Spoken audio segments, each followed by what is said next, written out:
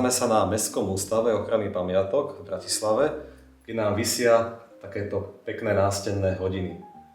V historizujúcej skrinke sa vyníma emailovaný ciferník a pod ním vidíme dve závažia s kyvadlom. To, že máme dve závažia, znamená, že ide o tzv. Pólový strojček, ktorý odbíja každú pol hodinu.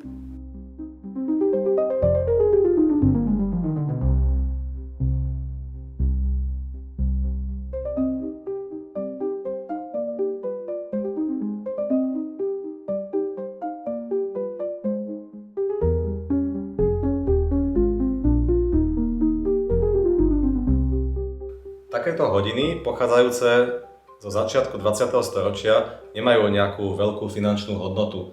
Nevznikli totiž v tom tzv. Zlatom veku hodinárstva, čo je u nás to 18., prípadne prvá polovica 19. storočia. Ich hodnota spočíva v trošku niečom inom. Na ciferníku vidíme signatúru REMP-K, čo znamená Krištof a Požoň.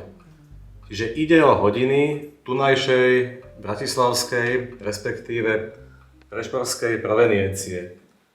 A o pánovi hodinárovi sa nám podarilo zistiť určité údaje, ktoré sa týkajú jednak jeho života, jednak toho, kde pôsobil a čo robil.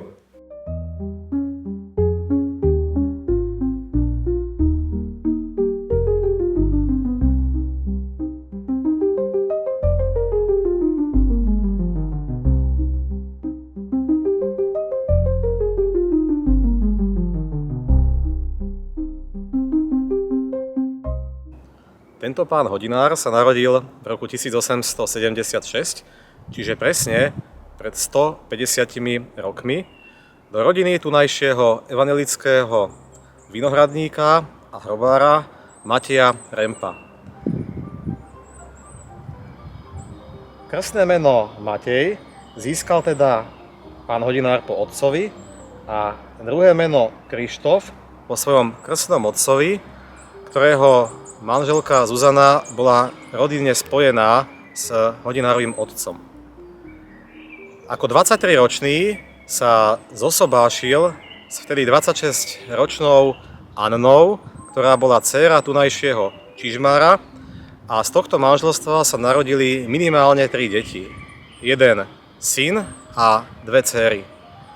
Bohužiaľ, jedna dcérka, Rozinka, zomrela ako jednoročná, ale tieto ostatné 2 deti sa dožili dospelosti, pričom syn Ernest Remp ešte v druhej polovici 20. storočia fotografoval mnohé objekty a ľudí v Bratislave a tieto fotky boli uverejňované v tunajších periodikách.